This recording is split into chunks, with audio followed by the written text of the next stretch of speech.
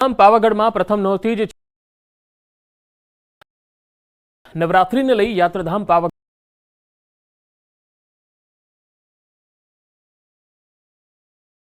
Light બંધ હોવાથી દર્શનાર્થીઓ મુશ્કેલીમાં મુકાઈ ગયા।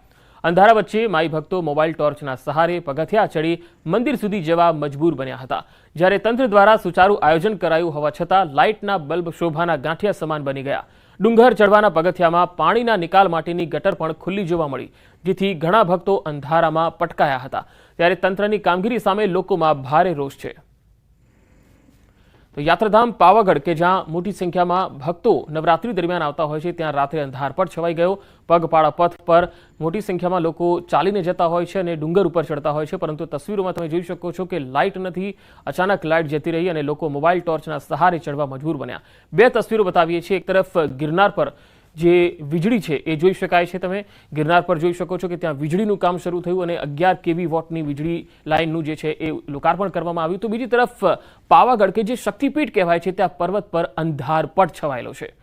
બે વિરોધાભાસ તસવીર છે। એક તરફ વીજળી મળી રહી છે ગિરનાર પર્વત પર અને બીજી તરફ માતાજીના પાવાગઢના પર્વત પર અંધારપટ છે। બિલ ન ભર્યું, મામલતદાર કચેરીનું જોડાણ કપાઈ ગયું। વડોદરાની સમા મામલતદાર કચેરીનું વીજ જોડાણ કાપવામાં આવ્યું છે। છેલ્લા 1 વર્ષથી પૂરતું વીજ બિલ ન ભરતા વીજ કચેરીએ કનેક્શન કાપ્યું। અને હાલ એક મહત્વપૂર્ણ ખબર આવી રહી છે। બિલ ન ભર્યું એટલે મામલતદાર કચેરીનું જોડાણ કાપવામાં આવ્યું છે। 3.66 લાખ રૂપિયા જેટલું વીજ બિલ બાકી હતું। રાજકોટ સિવિલ હોસ્પિટલમાં ડાયક્લોરીન ઇન્જેક્શન છેલ્લા 15 દિવસથી નથી। આ એ ઇન્જેક્શન છે જે દર્દીઓને પથરી અને મહિલા પ્રસૂતિના અસહ્ય દુખાવાને હળવો પાડવા ખૂબ જ જરૂરી છે।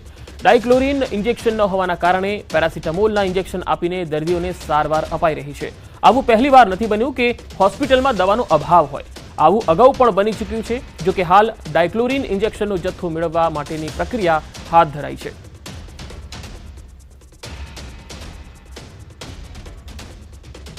અને ડાયક્લોરાઇડ ઇન્જેક્શન માટે અત્યારે જે સિવિલમાં જે અછતની પરિસ્થિતિ સર્જાઈ છે તેના માટે જરૂરી બધી જ પ્રક્રિયા JMACL જરૂર પડે તો ટેન્ડર અથવા લોકલ પરચેસથી પ્રક્રિયા અમારા તરફથી ચાલુ છે। અને ડૉક્ટરોને પણ અમે તાકીદ કરેલા છે કે ભાઈ આમના માટે જે ઓલ્ટરનેટ ઇન્જેક્શન કે દવાની જરૂર પડે તો તે તમે નવરાત્રીનો માહોલ જામ્યો છે, ત્યારે ક્યાંક વિરોધનો વંટોળ પણ જોવા મળી રહ્યો છે। સુરત મહાનગરપાલિકાની કચેરીમાં ક્લાર્ક કર્મચારીઓ દ્વારા વિરોધના ગરબા રમાયા। છેલ્લા 5 વર્ષથી પ્રમોશન નહીં અપાતા કર્મચારીઓએ ગરબા રમીને વિરોધ દર્શાવ્યો। કર્મચારીઓ પગાર વધારાની માંગ કરી રહ્યા છે। વહીવટી વિભાગમાં સેક્શન ઓફિસર્સની વર્ગ 1, 2, 3ની 900 થી વધુ જગ્યા ખાલી હોવાનું કર્મચારીઓએ જણાવ્યું। આ તમામ મુદ્દે કર્મચારીઓએ ગરબા રમીને વિરોધ નોંધાવ્યો।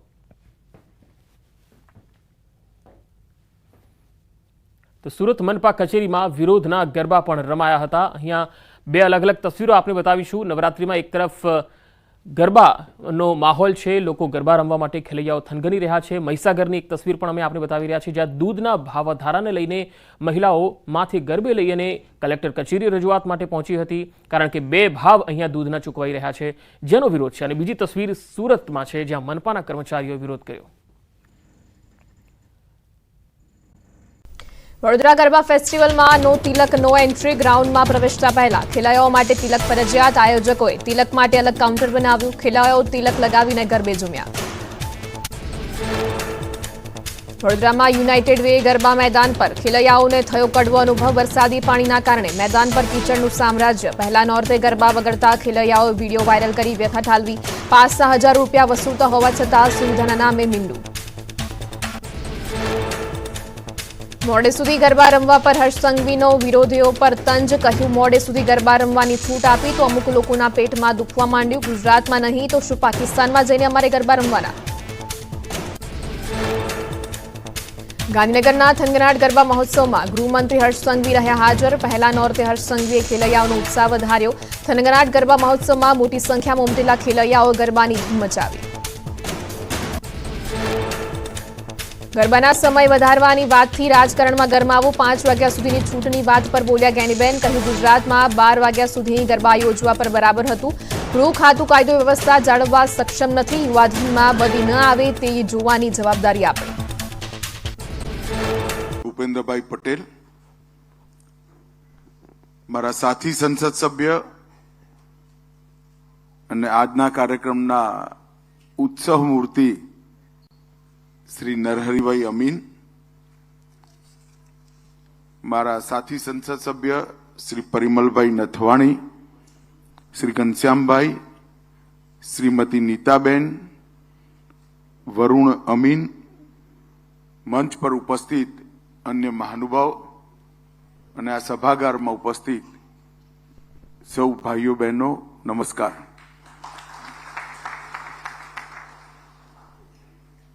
તમે બધા સેટ થઈ ગયો તો બેસી જાઓ જરા. હવે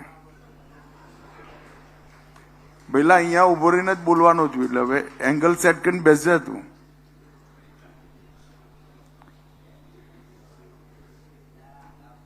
આજે જન સહાયક ટ્રસ્ટ દ્વારા સંચાલિત હીરામણી આરોગ્યધામના ઉદ્ઘાટનનો કાર્યક્રમ બીજા નોરતાના દિવસે નરહરિભાઈએ આયોજિત કર્યો છે.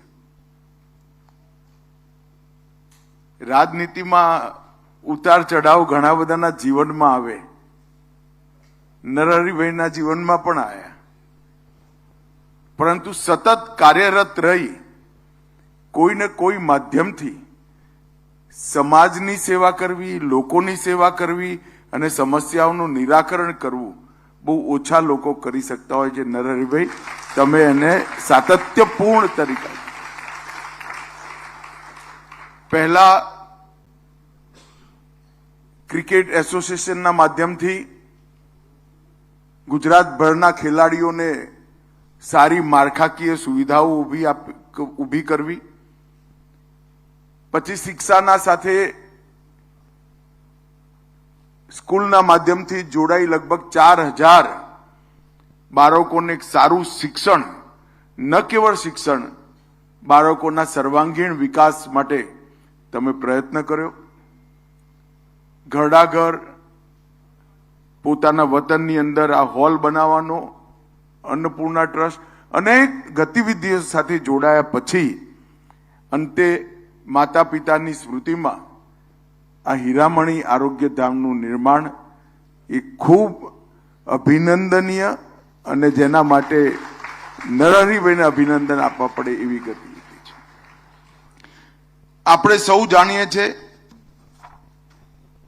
કે ફાસ્ટ જીવન, પ્રદૂષણયુક્ત વાતાવરણ અને જમીન પણ પ્રદૂષિત થઈ, પાણી પણ પ્રદૂષિત થયું, અંતતો ગતવા શરીર પર અસર પડી.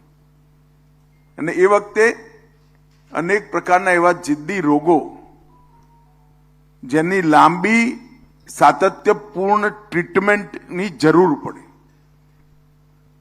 અનેક પ્રકારની થેરેપી, ડાયાલિસિસ, ફિઝિયોથેરેપી જે રોજે રોજ કરી ધીરે ધીરે ધીરે એક લાંબા નુકસાનમાંથી શરીરને બહાર લાવવાની જરૂર પડે, એને ટકાવવું પડે, અને ફરીવાર પહેલા જેવી અવસ્થામાં લાવવું પડે. અને આ બધી ટ્રીટમેન્ટ અત્યંત મોંઘી, ગરીબો માટે, મધ્યમ વર્ગના લોકો માટે અને ગ્રામીણ ક્ષેત્ર માટે અલભ્ય અને ઉપલબ્ધતા પણ ઓછી. આ બધી વસ્તુઓનું ધ્યાન રાખી નરહરિભાઈએ હીરામણી આરોગ્યધામ અહીંયા બનાવ્યું અને આજે એનું ઉદ્ઘાટન થયું. વરુણે વર્ણન કર્યું ત્યાં સુધી દોડધામમાં હું ખરેખર કશું વાંચી નતો શક્યો. એ વખતે ખબર પડી કે કેટલી કમ્પ્લીટ ચિંતા સાથે, એક સંપૂર્ણ ચિંતાના ભાવથી દરેક પ્રકારની લાંબા ગાળાની ટ્રીટમેન્ટ અને થેરેપીને આવરી લઈ આ હીરામણી આરોગ્યધામની બનાવવાનો વિચાર નરહરિભાઈએ કર્યો છે. નરહરિભાઈ, ખરેખર તમને અને તમારા પરિવારજનોને અને ટ્રસ્ટીઓને ખૂબ ખૂબ અભિનંદન ને શુભેચ્છા. મિત્રો, લગભગ આઝાદીના 70 વર્ષ સુધી જન સુખાકારીના ક્ષેત્રમાં આરોગ્યને જ્યારે છેલ્લું ના છૂટકાનું હોય ત્યારે જ ટ્રીટમેન્ટ આપવી એ રીતે આપણી માનસિકતા સામૂહિક માનસિકતા બની, તેમાં કોઈનો દોષ નથી. એની પ્રત્યે જાગૃતતા કેળવી.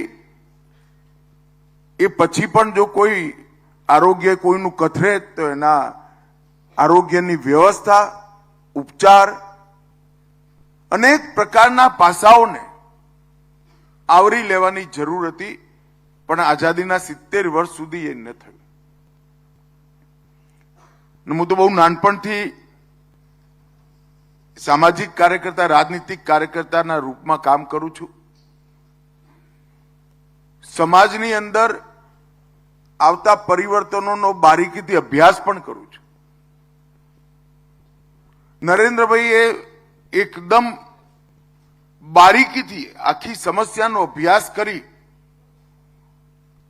હોલિસ્ટિક એપ્રોચ સાથે 140 કરોડના દેશના આરોગ્યની ચિંતા કરી. સૌથી પહેલા સફાઈ અભિયાન, જેનાથી નાના નાના 25-30 પ્રકારના રોગોથી નાગરિકો દૂર રહે. પછી દરેક ઘરમાં શુદ્ધ પીવાનું પાણી, જેનાથી પાણીજન્ય રોગોની માત્રા ઘટી જાય. એ પછી દરેક ઘરમાં શૌચાલય, જેનાથી ગંદકી ના ફેલાય, અનેક પ્રકારના રોગો ના ફેલાય.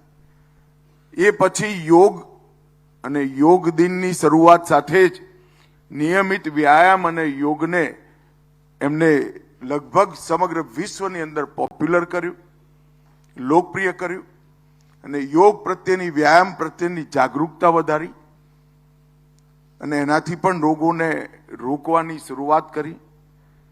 એ પછી પ્રધાનમંત્રી આયુષ્યમાન ભારત કાર્ડ, 60 કરોડ લોકોને 5 લાખ સુધીની બધી જ વ્યવસ્થાઓ અને એમને આર્થિક બોજમાંથી મુક્ત કરવાનું કામ કર્યું.